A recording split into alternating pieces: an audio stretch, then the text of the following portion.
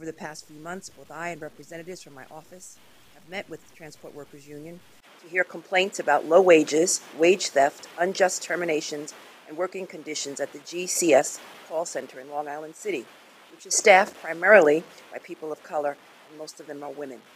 Based on these conversations, it appears that GCS and the MTA are not doing enough to protect workers, and thus the public is being poorly served. It is my understanding that up until GCS took over the call center, the turnover rate for workers was around 5 to 10%, the industry norm. Since then, the rate has tripled to about 30 to 35%. Accessoride's total pool of call center workers has shrunk from 678 before GCS took over to a present level of around 600. We also understand that these workers are being fired for undocumented allegations of tardiness and for absences that should have been covered under the sick leave laws of New York City. Additionally, the company does not appear to be making good on its promises to the city or its workers. In their initial bid for the Accessoride contract, GCS promised to pay higher wages with yearly increases. The workers' pay stubs show that they are being hired at a lower initial pay scale, between $11 to $9, and are not getting any yearly increases. There are workers who receive $12.25, but the majority of the workforce is paid between $9 and $11.25 per hour, not a salary that can bring any of these hardworking New Yorkers to the middle class. I'm also dismayed by the MTA's failure to address allegations concerning patterns of discrimination and terminations. TWU has documented a pattern of workers being let go on the 89th day of employment, on the day before they're eligible to receive medical insurance. And they have said that workers have been terminated for supporting union organizing. TWU has noted a pattern of workers being fired right after they left union meetings.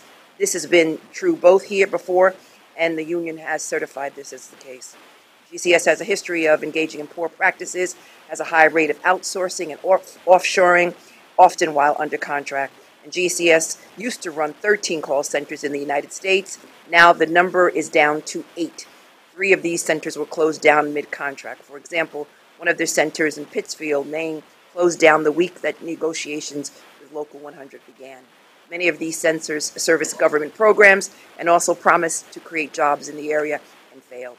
Its affiliate GCS Agents is an industry that does not offer offshoring advice, and it appears on GSA's website. Accessoride is a vital service for many of our most vulnerable New Yorkers, and as evident by the customers represented today, they deserve better transport services. These workers, many of them hardworking women, deserve fair wages that will bring them up to the middle class so that they can support their families. Their civil rights must be respected, and GCS must stop these unfair terminations.